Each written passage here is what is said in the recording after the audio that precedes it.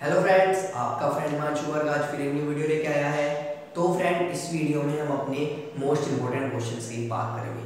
जैसे कि फ्रेंड, इससे पहले वाली वीडियो में मेरा पूरा सिलेबस खत्म हो चुका है, माइक्रो का भी मैक्रो का भी।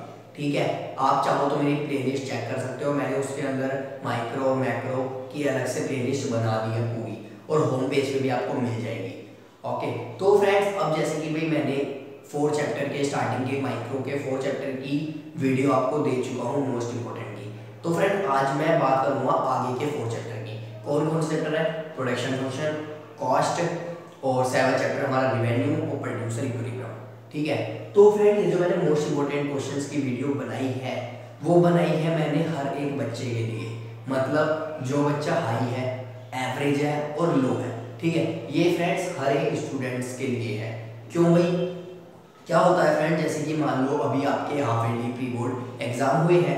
अब भाई जो बच्चा हाई है उसके 80 में से 70, 65, 75 आ रहे हैं, तो क्या होता है भाई, उसको ये हो जाएगा मेरे को सब कुछ आता है। बट फ्रेंड्स, फिर भी एक बार इन क्वेश्चन को दोबारा से देख लेना।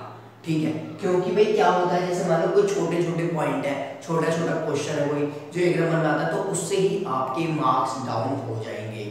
ठीक है फ्रेंड्स, मैं तो ये चाहता हूँ आपके मैक्सिमम बच्चों के 80 आउट ऑफ 80 आए।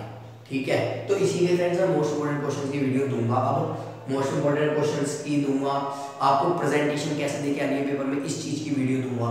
ओके, टाइम टू टाइम मेरी ये वीडियो अपडेट होती रहेंगी। ओके फ्रेंड्स, तो देखो फ्रेंड्स, भाई मोस्ट इंपोर्टेंट क्वेश्चंस की वीडियो की जैसे हम बात कर रहे हैं, तो पहले मैंने उठाया है चैप्टर नंबर 5, लेसन नंबर 5, जिसका नाम है प्रोडक्शन फंक्शन। अब फ्रेंड, प्रोडक्शन फंक्शन में कौन कौन से क्वेश्चन ऐसे हैं जो आ सकते हैं, ठीक है, इन 2019 के एग्जाम में।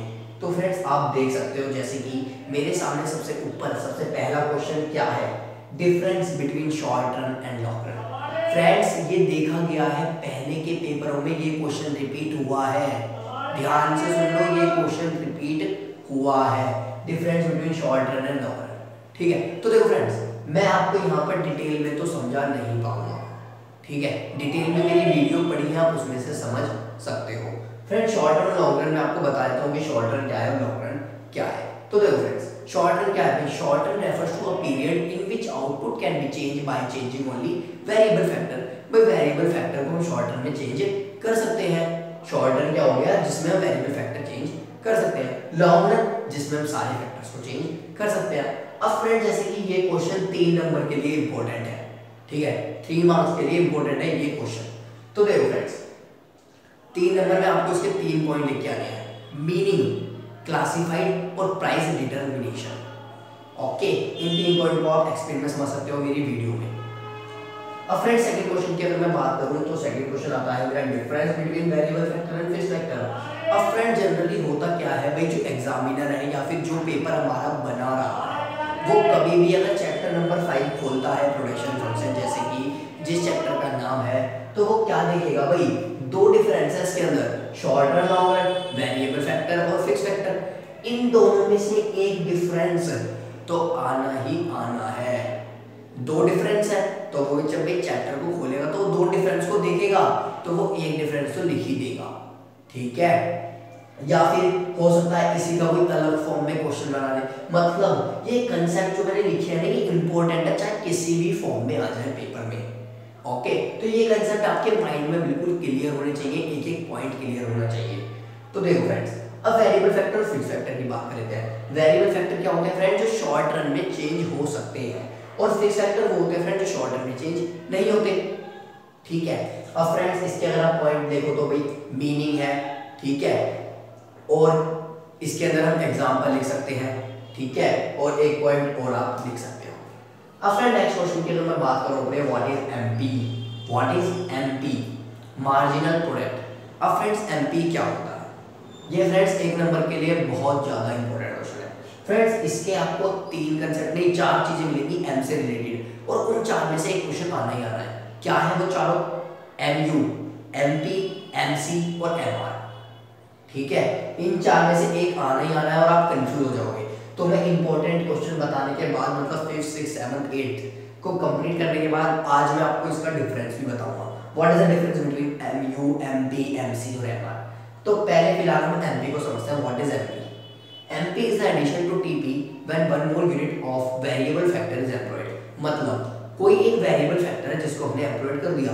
मार्जिनल प्रोडक्ट मतलब किसी एक इंसान के आने से कितना प्रोडक्शन इंक्रीज हुआ या डिक्रीज हुआ, that is MP, that is MP. Okay, अब फ्रेंड नेक्स्ट क्वेश्चन की मैं बात करूं, लॉ ऑफ वेरिएबल प्रोपोर्शन। अब friend law of variable proportion आपका 6 नंबर के लिए इंपॉर्टेंट क्वेश्चन है। क्यों?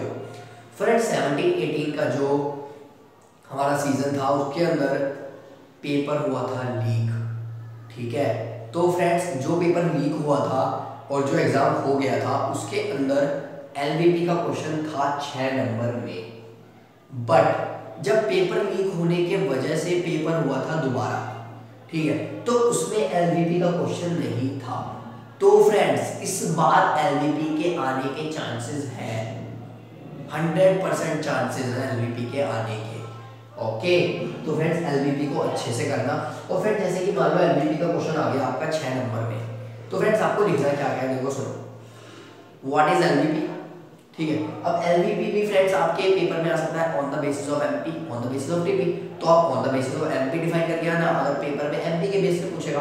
अगर पेपर में टीपी के बेस पे पूछता है तो आप टीपी के बेस पे डिफाइन करके आना। ओके, फिर चलो आपने डेफिनेशन तो लिख दी, एलवीपी का शेड्यूल, एलवीपी का कर्व, एलवीपी की असम्पशंस, ये सारे के सारे पॉइंट होने चाहिए। और वो भी कैसे लिखने हैं? फर्स्ट ऑफ ऑल मान लो आपका ये पेज है एक, ठीक है, सबसे ऊपर एलवीपी। ओके, फिर एलवीपी की डेफिनेशन क्या है? On the basis of MP लिख रहे हो या on the basis of TP लिख रहे हो, ये भी लिखा होना चाहिए। ओके, उसके बाद एलवीपी का बना दो शेड्यूल बढ़िया सा बेहतरीन सा, ठीक है, ब्लैक और ब्लू पेन को यूज करके। उसके बाद नेक्स्ट पेज अपना पेज टर्न करो, सबसे ऊपर बनाओ कर्व एक पूरे पेज पे। क्यों भाई? एमपी और टीपी के 2 कर्व बनने हैं, तो एक पेज पे कर्व बनाओ पूरा बढ़िया सा लेबलिंग करके, आपके 2 पेज भर गए। नेक्स्ट पेज पे लिखो आप असम्पशंस क्या होती है एलवीपी की। टीचर देखते ही 6 नंबर दे देगा भाई, अरे ये तो कमाल कर दिया, सब कुछ बता दिया उन्होंने तो एलवीपी के बारे में, और 6 नंबर के हिसाब से सफिशिएंट भी है। क्यों भाई? अब देखो सफिशिएंट भी क्यों है, देखो 6 नंबर का क्वेश्चन था, हमने लिखा क्या था उसके अंदर, डेफिनेशन क्या लिखा भाई, डेफिनेशन बनाया हमने, डेफिनेशन लिखी, शेड्यूल बनाया हमने, कर्व बनाया हमने, फिर हमने उसकी असम्पशंस भी लिखी।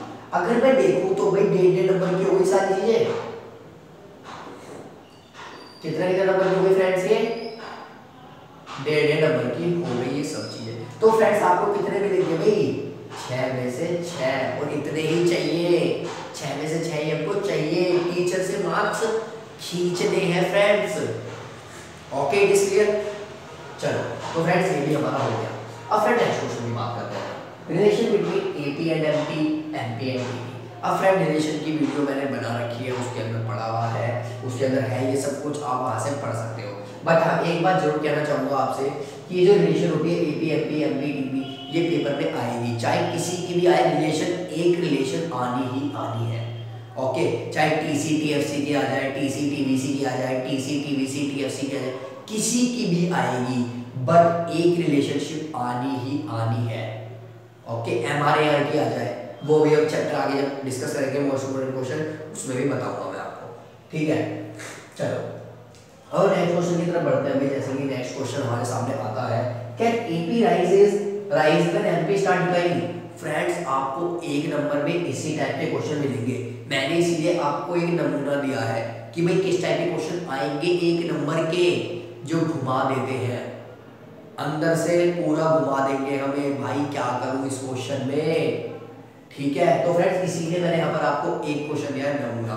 फ्रेंड्स इस टाइप के क्वेश्चन आपको आपकी, अगर आप संदीप गर्ग की बुक यूज कर रहे हो, मैं किसी का यहाँ पर एडवर्टीजमेंट वगैरह कुछ नहीं कर रहा हूँ, ठीक है, बट आपको सजेस्ट कर रहा हूँ। फिर भी अगर आप संदीप गर्ग की बुक यूज कर रहे हो तो आपको हर चैप्टर के पीछे, जब आपका चैप्टर खत्म होगा, मतलब टॉपिक वाइज सिलेबस वाइज जब आपका चैप्टर वो खत्म होगा, उसके बाद कुछ एक्सरसाइज वगैरह दे रखी है, ठीक है, 1 नंबर के क्वेश्चन के हिसाब से भी दे रखे हैं या फिर घुमा के क्वेश्चन भी दे रखे हैं, आप वो जरूर पढ़ लेना, ठीक है।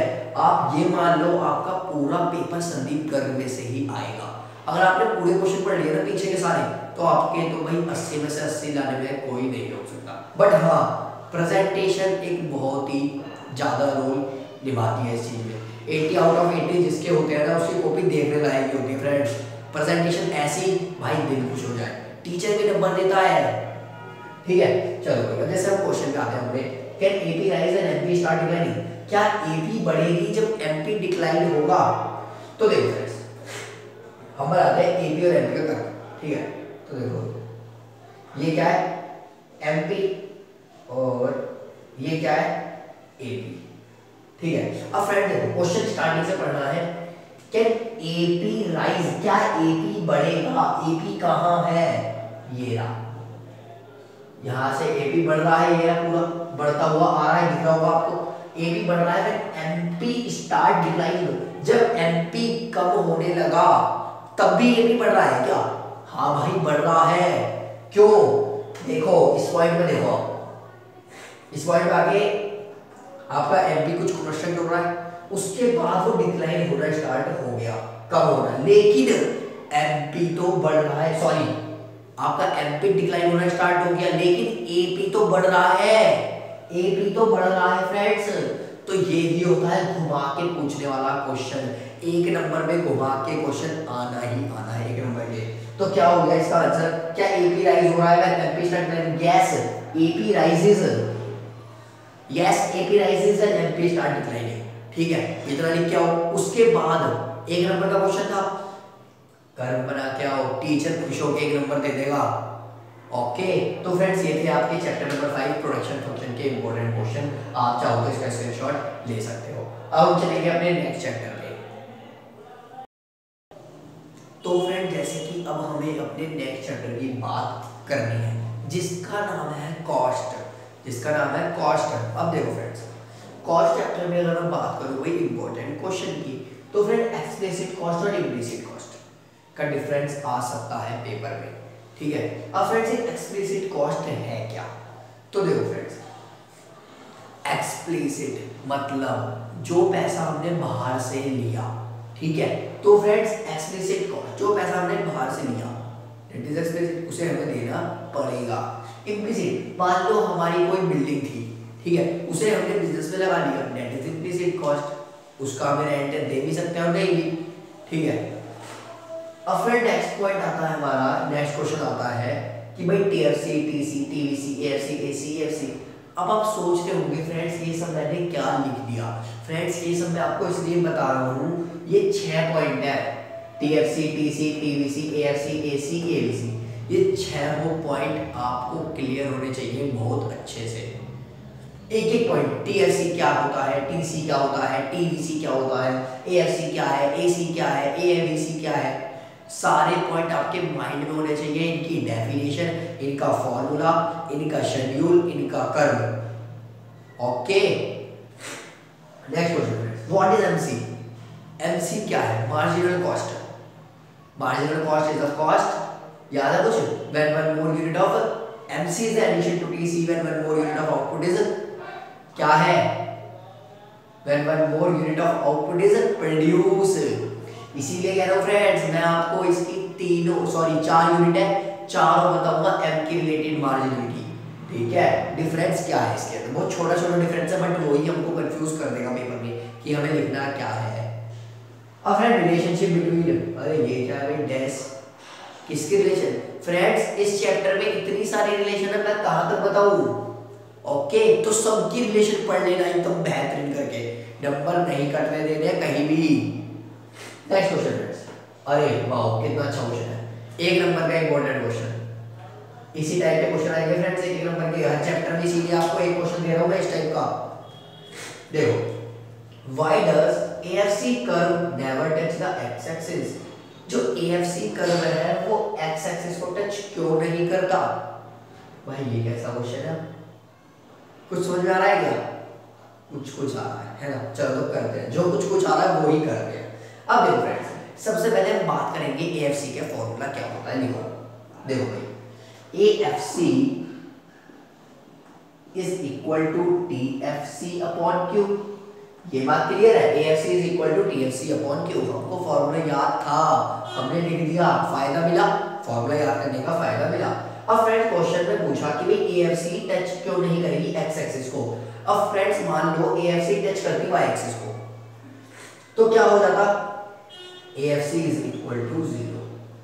अब फ्रेंड्स इसका मतलब क्या हुआ, इसका मतलब क्या हुआ, AFC 0 का मतलब क्या हुआ, मतलब अगर ऊपर 0 है और नीचे कुछ भी हो तो AFC तो 0 ही होगा। अब फ्रेंड्स TFC कभी 0 होता है, टोटल फिक्स कॉस्ट कभी 0 होती है नहीं, total fix cost never be 0, then AFC never be 0।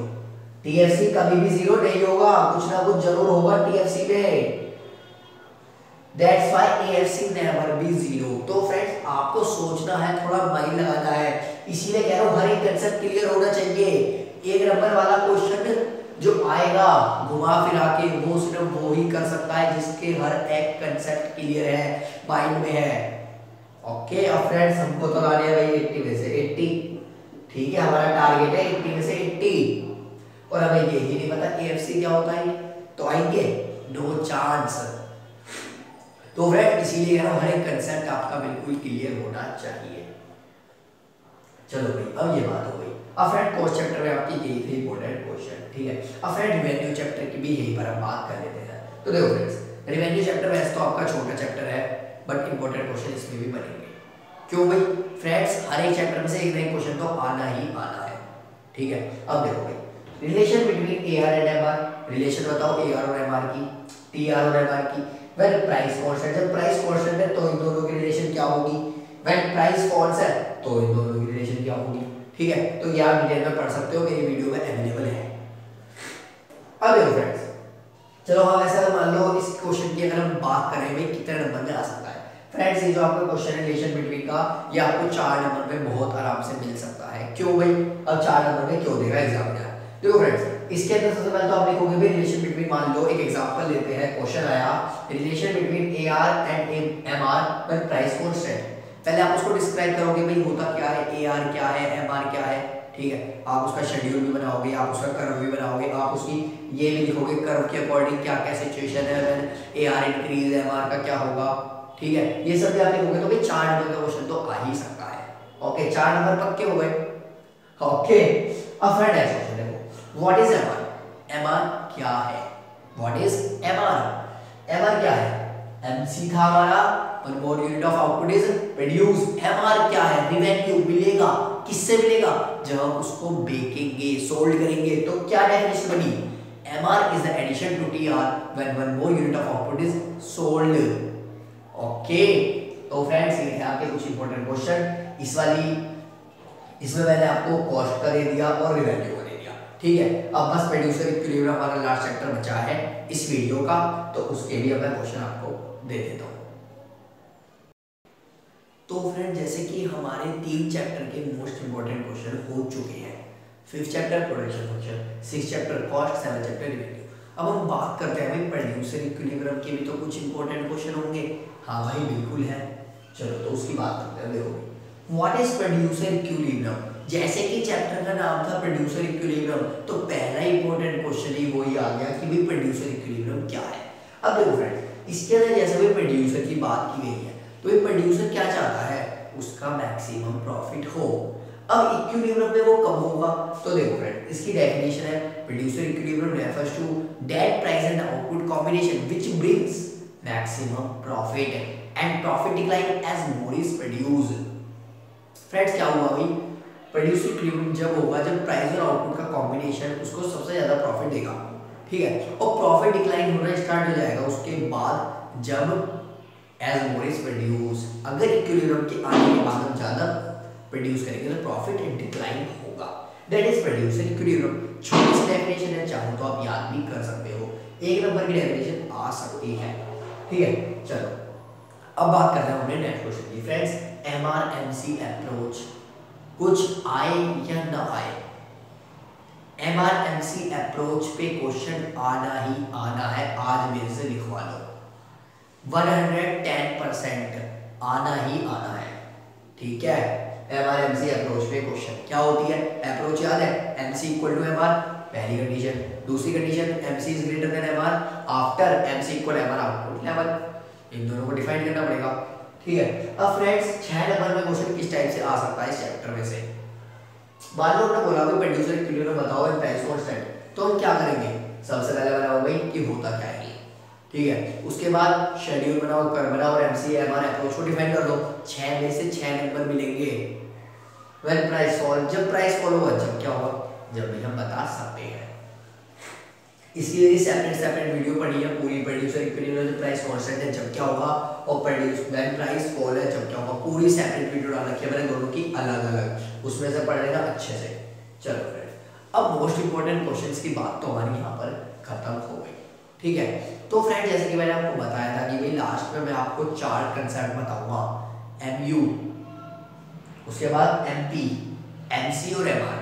इन चारों में डिफरेंस क्या है फ्रेंड्स, बहुत ही नॉमिनल, बहुत ही छोटा सा डिफरेंस है, बट वो ही हमको कंफ्यूज कर देगा, तो इसलिए मैं आपको बता रहा हूँ चारों का डिफरेंस। देखो friends, MU marginal utility, utility किससे मिलती है, कंज्यूम करने से, कंज्यूम करने से। तो देखो भाई, MU is the addition to TU when one more unit of output is consumed. When one more unit of output is consumed, जब हमने एक एक्स्ट्रा आउटपुट कंज्यूम किया उससे कितनी यूटिल मिली, that is MU. ओके, अब फ्रेंड्स MP क्या है भाई, अब फ्रेंड्स आप देख रहे होंगे भाई MP में डैश डैश क्या लग रहा है, MC में भी और MR में भी। MR में तो बल्कि आप देख रहे होंगे सिर्फ और सिर्फ 3 वर्ड ही लिखे हैं। तो फ्रेंड्स एक लाइन है, एक सीक्वेंस है इनका, उसके अकॉर्डिंग मैं आपको समझा रहा हूँ, ठीक है। अब फ्रेंड्स एमपी क्या है, ये फ्रेंड्स मैंने आपको ये बताया है, इस डेफिनेशन में आपको क्या चेंज करना है बस। देखो फ्रेंड्स एमपी, देखो यहां से लेके चलूंगा डेफिनेशन को, आप यहां देख रहे हो, यहां से बोलूंगा, MP is the addition to TP when one more unit of variable factor is employed. बस प्रोडक्शन कब होगा, कब बढ़ेगा, जब एक और एम्प्लॉयमेंट होगा, जब वेरिएबल फैक्टर इज एम्प्लॉयड। अब friend cost, marginal cost, MC is the addition to TC when one more unit of output is produce. Cost, हम कॉस्ट कब निकालेंगे, जब एक आउटपुट प्रोड्यूस होगा, ठीक है। MR is the addition to TR when one more unit of output is sold. इसके अंदर सिर्फ क्या डिफरेंस है, प्रोड्यूस है यहाँ पर सोल्ड है।